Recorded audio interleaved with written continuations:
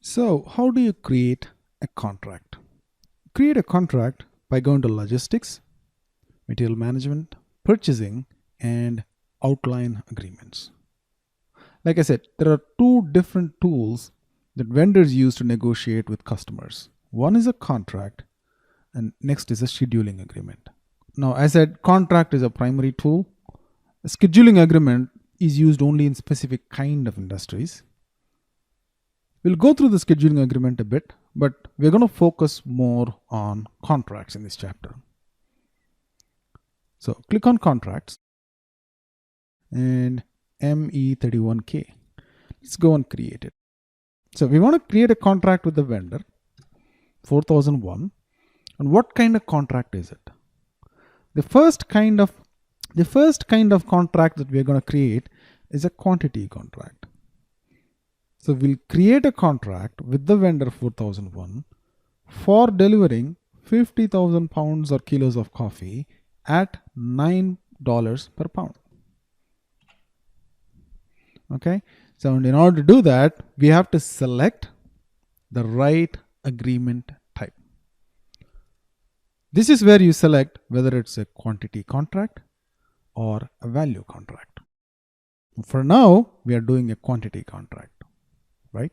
So we'll select quantity contract. So select quantity contract, and this is the date that the contract is effective from, and purchase group 001, click OK. The company code is US01. There is a piece of configuration that we have to do in order for the system not to ask this pop-up window. We'll get to that later. Click OK. And how long do we want this to be valid until? So this is 2016, right? Let's say we want this to be valid for 1 year, 2017. Okay, hit enter. Okay, now what are the materials that we want to commit to now? We have a requirement for coffee beans for a quantity of 50,000, right? And just ignore that message. And at a price of $9 per pound or $9 per kilo, right? Hit enter and you can click save. There you go. We have created a contract 46000065. Now, what do you do with the contract? Say we have created a contract, and this is a quantity contract whereby we have committed with the vendor that we will purchase 50,000 pounds per year of coffee. So we shook our hands, said goodbye, we came back to our plant, Chicago plant. Now from this point on, for the next 1 year, we committed to purchase 50,000 pounds of coffee, and we created that contract in the system, 500028 say. So going forward, anytime there is a requirement for coffee, I'll create a PO, right? I'll create a PO with vendor 4001 and I'll say coffee. And instead of just creating a PO like that, I will refer to this contract, which is like saying, hey, you know what? We have committed to 50,000 pounds of coffee at $9 per pound. And here is my first PO. And because there could be multiple contracts, I'm referring to this contract for the price. So that way the vendor knows what is the contract that this company is referring to. So it's an easy way to track prices and terms and volumes, right? We'll see the advantages of doing that.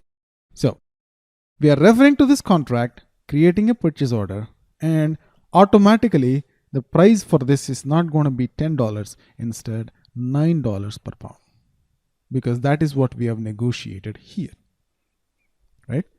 If we create a standalone purchase order, the price is going to be $10 per pound. Remember, that's how we have created our info records.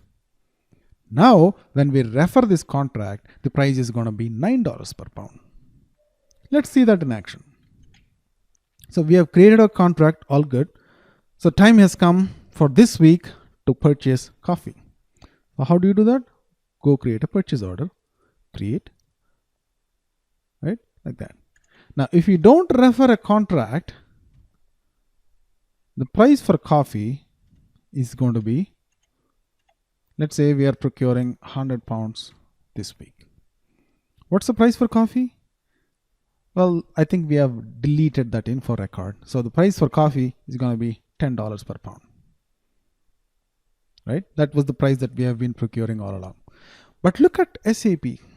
It says a scheduling agreement exists for this material, or I might have created some scheduling agreements. So it's saying scheduling agreement exists or contracts exist. So there are some outline agreements, it could be scheduling agreements or contracts that exist. And it's a warning, right? It's not an error, it's a warning.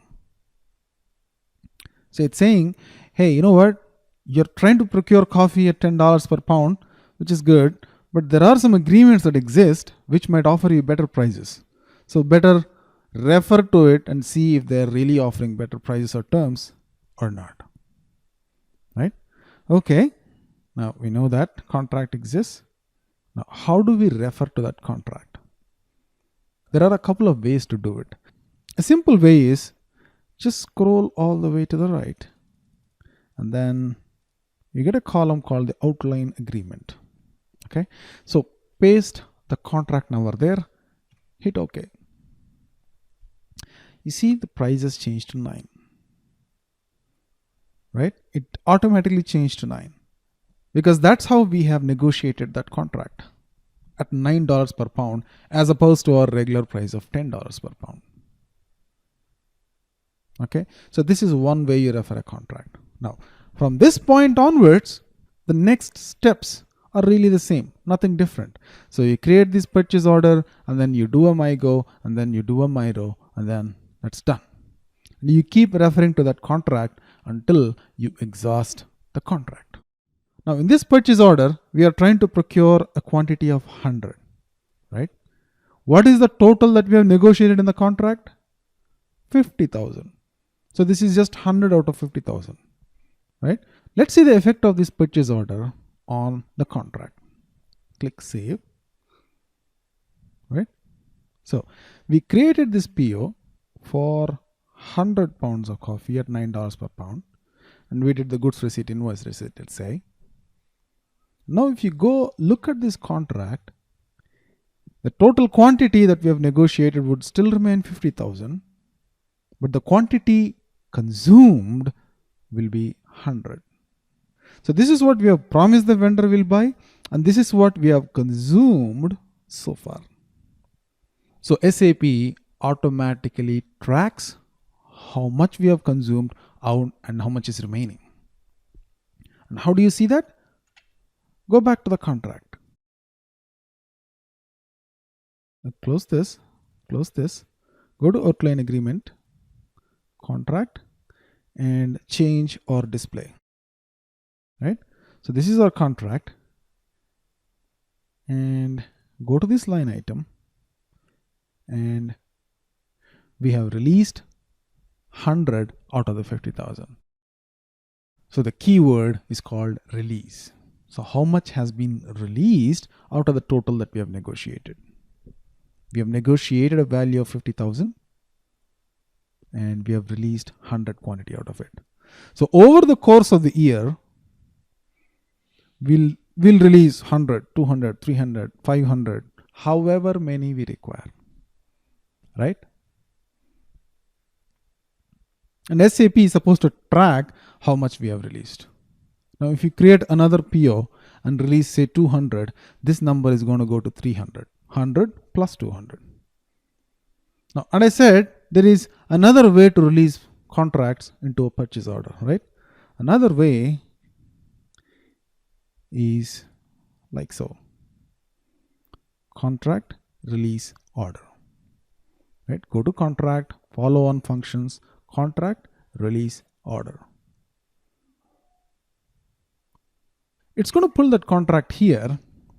And now You can do either of two things. You can just drag this contract and put on the shopping cart, or you could select that contract and click on adapt. So when you click on adopt, it's going to adapt the details from the contract into the PO. And we're going to say, this time we are releasing a quantity of 200. So this saves us from having to go all the way to the right, putting the contract number in there. So instead of doing that, you could go to the contract, click on release order, and SAP automatically creates this purchase order with reference to the contract. And the way to do that is by either selecting that contract and clicking on adopt, or just dragging that into the shopping cart. You can do it either way, right? So these are the different ways in which you can create release orders with reference to the contract. Now, earlier we have created a purchase order for 100. Now we have created a purchase order for 200. Save it, and if you go back to the contract in change or display mode, you should see that out of the 50,000, 300 should have been consumed. And it still says 100 here. Why is that? Well, this is not the cumulative release quantity. It's the release quantity that's typically released per PO. If you want to see the cumulative quantity, so you have to go click on this button. This is called the release documentation. So it gives you a list of all the POs that have been created with reference to this contract. So the first PO was released for 100, the next for 200, the next for 200. The total that has been released is 500, and the value of the total that has been released is 4,500. And it gives you this summation by plant and company code. So if somebody else is releasing purchase orders for the San Francisco plant, it gives you that breakup as well. So we have the target quantity and the total quantity that has been released here, including the value. This is a quantity contract. So in the next chapter, we'll talk about value contracts.